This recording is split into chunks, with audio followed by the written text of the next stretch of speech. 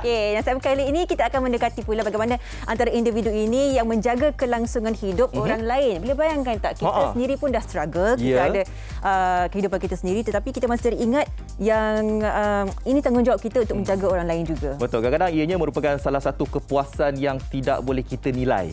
Apabila kita dah bantu orang, ada di antara rakan-rakan yang saya tanyakan, mereka yang memberikan bantuan ini, dia kata tak lena tidur kalau tak dapat nak tolong orang dalam masa satu hari tu, ketika pandemik ini. Jadi apabila dia dah tolong orang, barulah dia rasa lega dapat tolong orang macam tu. Alhamdulillah. Itulah bagus kan? Untuk memberikan inspirasi bagi kita semua, kita saksikan bingkisan ini terlebih dahulu. Jom.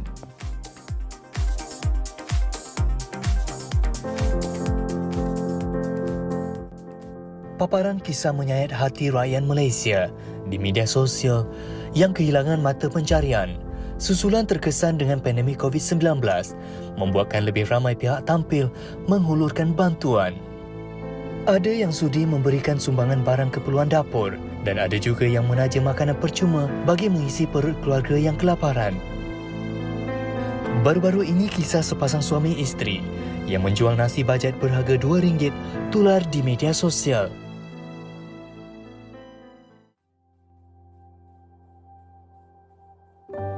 Muhammad Fatih Abdullah, pengusaha gerai yang turut memberikan makanan yang dijualnya secara percuma kepada golongan yang tidak berkemampuan. Bersama isterinya, Roziah Muhammad, mereka akan membuka gerai setiap hujung minggu sahaja dengan tujuan untuk bersedekah kepada masyarakat pelbagai bangsa dan agama. Menurut bapa kepada 12 orang anak ini, kira-kira 100 bungkus nasi bajet disediakan dalam sehari dan anggaran 60% mereka yang datang adalah daripada mereka yang mengambilnya secara percuma.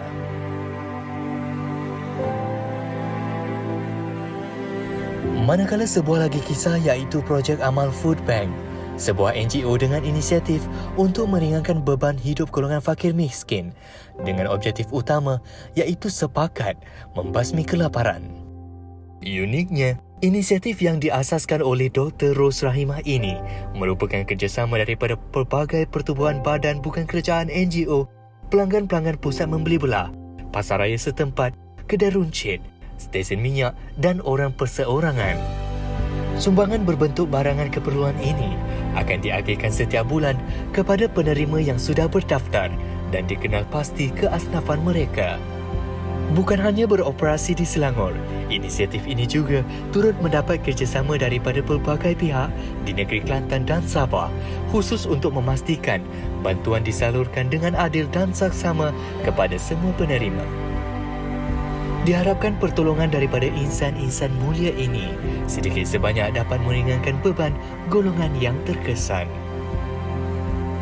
Insan-insan mulia yang pastinya akan memberi kita inspirasi untuk membantu orang lain pagi ini. Kita bersama terus dengan Muhammad Fatih Abdullah, pengusaha nasi bajet Pak Abu, dan juga Dr. Ros Rahimah Muhammad, pengasas projek Amal Food Bank. Assalamualaikum, selamat pagi. Selamat pagi. Selamat pagi. Selamat pagi. Mana nasi bajet untuk kami berdua? Tak tengok. Tak tengok. Okey.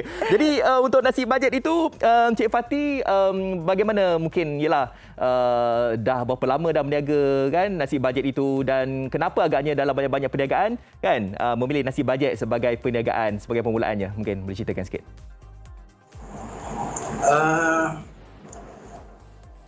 Macam mana sebab saya pun rezeki saya ni masuk dalam golongan yang terjejas juga sebenarnya. Okey, baik. Jadi kami nak faham pasal keluarga lain yang ada masalah yang sama macam kami yang terjejas. Sebab orang cakap sebenarnya kami jual ni bukan nak cik untung. Ya. Kami buat kerja amal, nak bersedekah pada masa yang sama. Betul. Jadi bayaran yang orang bayar RM2 tu untuk kami dapatkan balik, beli balik barang yang kami bagi makan pada orang tu. Itu je sebenarnya. Allahu Akbar. Muninya kan hati Cik Fatih ni. Betul. Cik Fatih, kalau nak tanyakan sedikit sebanyak lah. Mungkin bukan satu perkara yang mudah tiap-tiap hari sebab menjadi tanggungjawab dalam diri kita. Kita nak menyediakan makanan untuk orang lain. Kadang-kadang ada tak? Mungkin tak cukup kewangan ke nak menyediakan nasi bajet. Lagi kita memberi kepada orang yang susah kan secara percuma. Jadi bagaimana Cik Fatih mengimbangkan kewangan tu? Sebenarnya Alhamdulillah, tak sangka ada juga masyarakat yang tahu pasal hal ni. Saya buat tu sepintas je. Saya hanya tulis nasi wajak RM2. Pada yang tak mampu saya beri cuma. Tapi kebanyakan orang macam faham. Dia datang, dia kata, "Cik, nah duit ni beli untuk 50 bungkus, siapa-siapa yang ada cik bagi je." Alhamdulillah. Jadi macam tu kan. Ya. Jadi dia kan ada juga yang datang letak barangan macam letak kuih, letak air, letak kek lah, macam-macam. Jadi dari segi sumber kewangan ni buat masa sekarang ni alhamdulillah masih ada pihak atau orang-orang awam yang menyumbang kerja amal macam saya buat ni lah. Jadi saya berterima kasih kepada masyarakat yang prihatin. Saya juga terima kasih kepada Pak Abu. Ya. Pak Abu. Ya. Sekarang orang saya bukan Pak Abu. Itulah dia. Melekat nama tu. Ha. Okey, tanyakan kepada Dr. Ros pula. Ya. Itulah, dalam pada kita ni nak memberikan bantuan, ada juga individu lain yang turut sama kan memberikan bantuan di atas gerai Encik Fati tu. Okey, kita nak tanya kepada Dr. Ros Rahimah pula, pengasas projek Amal Food Bank. Ada tak di talian? Dr. Ros? Dr. Ros, dengar tak kami? Waalaikumsalam. Dengar. Ya, okey. Dr. Ros, mungkin kita nak tahu juga tentang perkembangan projek Amal Food Bank ni. Bagaimana? Okey, alhamdulillah kita bermulanya awal tahun 2020. Itu sebelum Covid melanda lagi kat Malaysia. Okey. Jadi alhamdulillah amat takming ya kita buat food bank. Masa tu food bank tak banyak macam sekarang. In fact kita one of the few pioneers yang started the food bank. Alhamdulillah sekarang dah banyak everybody doing it, tapi konsep kami berlaku food bank yang ada sekarang, di mana kami hanya agih kepada penerima berdaftar ada sahaja. Maknanya kita kena isi borang, kita kena semak, kenal pasti, kelayakkan mereka. Barulah kita agihkan. Bukannya dia orang semua boleh datang ambil suka hati, tidak macam tu, sebab kita nak biar ada yang ambil peluang dengan bantuan-bantuan kami. Dan so tentunya kita ada satu cabaran jugalah untuk mengenal pasti siapa yang benar-benar memerlukan antara bantuan itu. Jadi bagaimana doktor sendiri menyaring dan memastikan orang yang sepatutnya yang dalam keadaan memerlukan sahaja yang mendapat bantuan seperti ini, doktor? Okey, dia banyak cara lah. Satu ialah yang wajibnya dia orang kena isi borang kami dulu. Borang kami lengkap, kena isi nama, alamat, IC, phone number dan juga pendapatan dan berapa isi keluarga. Dan di situ daripada borang itu kita akan cek melalui ketua kampung ataupun fikir masjid setempat dengan data-data mereka ini. Sebab mereka ini lebih ketahui komuniti sekitar itu. Tetapi kalau katakanlah dia orang ni tak kenal, ketua kampung ni tak kenal mereka ataupun JK Masjid tak kenal mereka, tapi masa kita orang turun untuk agihan, kami akan buat ziarah dan kami akan identify masa kita turun pergi ke rumah mereka, kami akan nampak keadaan mereka. Ya, kalau boleh tu yang mana kalau boleh tu yang mana nak dapatkan bantuan tu betul-betul lah kan. Betul. Sebab sekarang ni semua orang terkesan kan. Janganlah kita mengambil kesempatan di atas kesempitan orang lain kan.